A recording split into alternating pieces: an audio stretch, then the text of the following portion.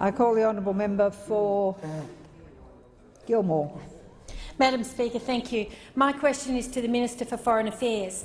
Will the Minister advise the House on the actions this government is taking to prevent terrorist organisations receiving financial or other support from extremist groups in Australia and the region? I call the Honourable Minister for Foreign Affairs. Madam Speaker, I thank the member for Gilmore for her question.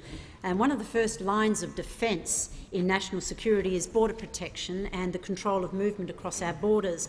An integral part of our armoury is our travel documentation. Today the government has released the new P-Series passport, and on indulgence, Madam Speaker, I will refer to this.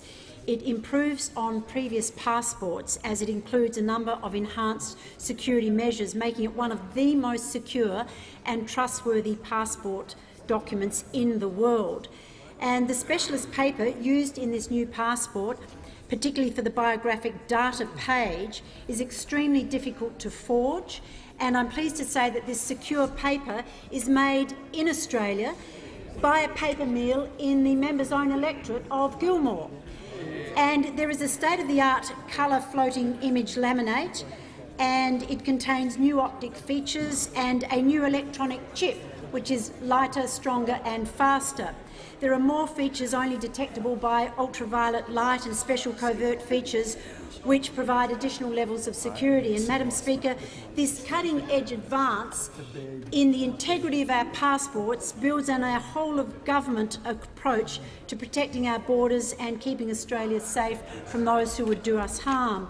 And I will not hesitate to cancel the passports of any Australian citizens suspected of engaging in terrorist activity and being a threat to our national security. The Australian government condemns terrorism and extremism, and we're taking a coordinated approach to countering it across a whole range of areas.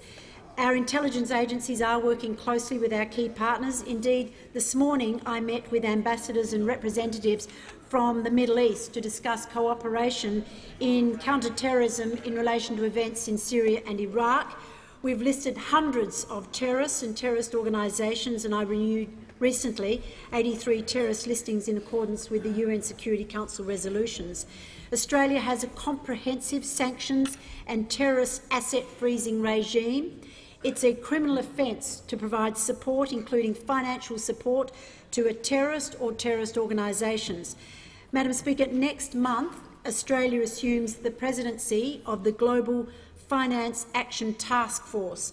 Now, this promotes legal and regulatory and operational measures to counter terrorist financing across the globe. Australians must not support terrorists or terrorist organisations in any way whatsoever. We have strong penalties in place, including imprisonment up to 25 years for a range of terrorist offences. Now, Madam Speaker, our nation is an inclusive one. It is built on tolerance and respect for others.